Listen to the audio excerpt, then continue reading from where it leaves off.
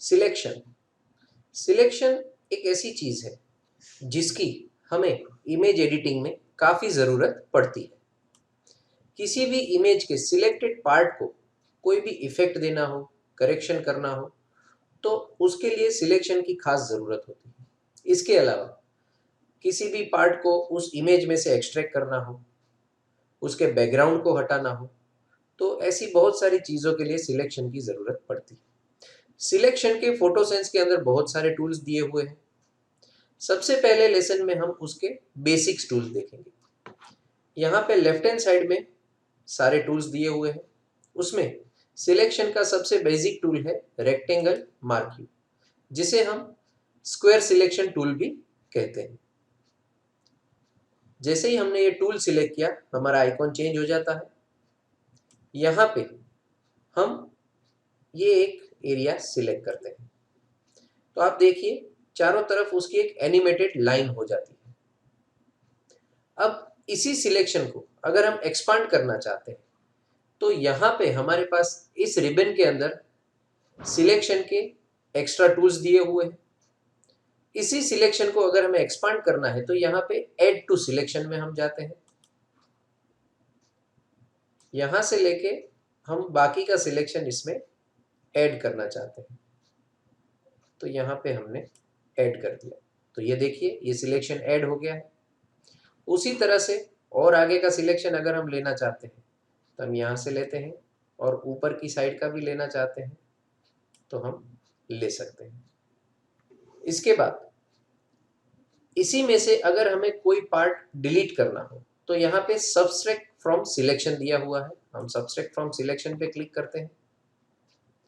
अगर हम इतना पार्ट इसमें से कट करना चाहते हैं, तो ये मैंने सिलेक्ट किया, ओके किया। ये देखिए उतना पार्ट यहाँ से कट हो गया है। इसके बाद यहां से आप डीसिलेक्ट कर सकते हैं।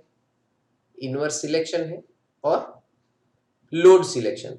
अगर यही सिलेक्शन अगर आपने डीसिलेक्ट कर दिया, तो यहाँ पे मैं समझो डीसिलेक्ट करता हूँ। अब फिर से वही सिलेक्शन मुझे लोड करना है, तो मैं यहाँ से फिर से लोड सिलेक्शन भी कर सकता हूँ। अब इतने एरिया में मुझे कोई भी इफेक्ट अप्लाई करना है या करेक्शन करना है, तो मैं इमेज में गया, एडजस्टमेंट, ब्राइटनेस, कॉन्ट्रास्ट। जैसे ही मैं ब्राइटनेस कॉन्ट्रास्ट में जाता हूं, तो फोटोसेंस मुझे सिलेक्टेड इमेज को जूम करके स्क्रीन पे दिखा देता है। यहां पे मैंने इसका ब्राइटनेस बढ़ाई, कॉन्ट्रास्ट भी थोड़ा प्लस किया, इतना करके मैंने ओके कर दिया। तो इतने ही एरिया में मेरा इफेक्ट अप्लाई हुआ है। फिर से मैंने लोड सिलेक्शन किया। अब बाकी के एरिया को अगर मुझे कोई इफेक्ट देना है या उसमें मुझे कोई करेक्शन करना है, तो मुझे फिर से सिलेक्शन करने जाने की जरूरत नहीं है। मेरे पास दो ऑप्शन है। मैं सिलेक्ट में जाके इनवर्स सिलेक्शन कर सकता हूं, यहीं पे सिलेक्शन टूल सिलेक्ट करके यहां से भी मैं इनवर्स सिलेक्शन कर सकता हूं। ये देखिए मेरा बाहर का एरिया सिलेक्ट हो गया है। अब मुझे उसके अंदर कोई इफेक्ट देना है, फिर से मैं इमेज में गया, एडजस्टमेंट, ब्राइटनेस, कॉन्ट्रास्ट।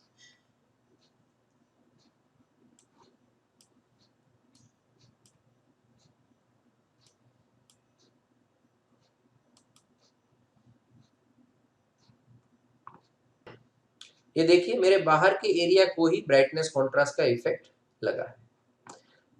तो इस तरह से सिलेक्शन टूल का यूज करके हम किसी भी एरिया को, किसी भी पर्टिकुलर सब्जेक्ट को कोई भी इफेक्ट देना चाहते हैं, तो बहुत ही आसानी से दे सकते हैं।